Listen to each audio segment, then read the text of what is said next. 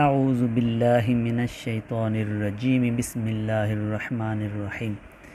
عید کے دن کا روزہ، تو عید الفطر ہو یا عید الاضحیٰ ہو، رسول اللہ صلی اللہ علیہ وآلہ وسلم نے ان دونوں عیدوں کا روزہ رکھنے سے منع فرمایا ہے۔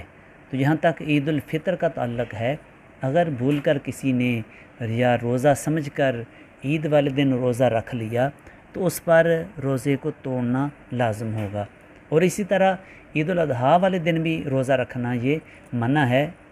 اور یہ جو لوگ صبح کے وقت جب عید پڑھنے کے لیے جاتے ہیں تو گھر سے کوئی چیز کھا پی کے نہیں جاتے اور پھر واپسی آ کے قربانی کے گوشت سے کھانے کی ابتدا کرتے ہیں، تو اسے روزہ نہیں کہیں گے، کیونکہ روزہ وہ ہوتا ہے کہ جو صبح سحری سے لے کر مغرب کی نماز تک، سورج غروب ہونے تک ہوتا ہے۔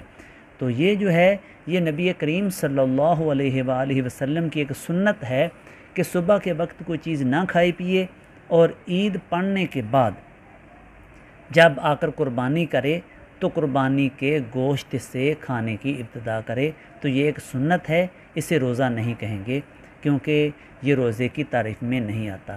تو یہاں تک روزے کا تعلق ہے، تو روزے سے رسول اللہ صلی اللہ علیہ وآلہ وسلم نے منع فرمایا ہے۔ بخاری شریف میں اس کی وضاحت ہے کہ رسول اللہ صلی اللہ علیہ وآلہ وسلم نے عید الفطر اور عید الاضحیٰ کا روزہ رکھنے سے منع فرمایا۔